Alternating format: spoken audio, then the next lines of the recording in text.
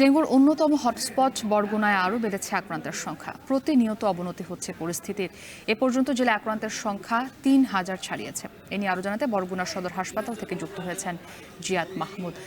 জিয়াদ, নতুন করে কতজন আক্রান্ত হয়েছেন এবং পরিস্থিতি সামাল দিতে স্বাস্থ্য বিভাগ ও প্রশাসন কি পদক্ষেপ নিচ্ছে?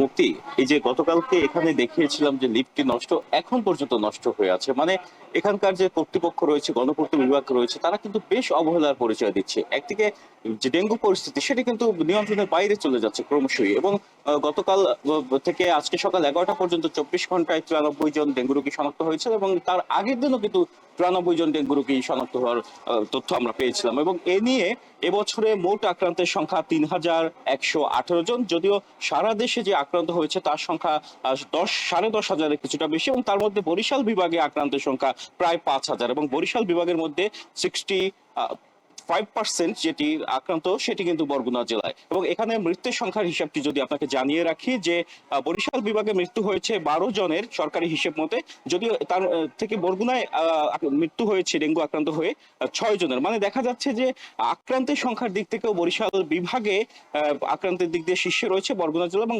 বেসরকারি হিসাব মতে আক্রান্তের সংখ্যা কিন্তু আরো বেশি, মানে 20 জনের বেশি, যারা বরগুনা সদর হাসপাতাল কিংবা স্বাস্থ্য কমপ্লেক্স থেকে চিকিৎসা নিয়ে অন্যত্র চলে গিয়েছেন, এবং যাওয়ার পথে যাদের মৃত্যু হয়েছে কিংবা ঢাকা বা বরিশালে মৃত্যু হয়েছে সেটি কিন্তু বেসরকারি হিসেবে অন্তর্ভুক্ত করা হয়েছে। তো এখন যে পরিস্থিতি দেখছি তাতে প্রতিনিয়তই কিন্তু বাড়ছে, কমছে না ডেঙ্গু আক্রান্তের সংখ্যা। এবং স্বাস্থ্য বিভাগ কিন্তু তারা নির্দেশনা দিয়েছিল সচেতনতার জন্য, সেই নির্দেশনা অনেকেই মানছেন, আবার অনেকেই মানছেন না। আমরা দেখছি মশারি ব্যবহার করার কথা থাকলেও এখানে কিন্তু যে মেঝেতে যারা শুয়ে আছেন তারা কিন্তু মশারি ব্যবহার করছে না।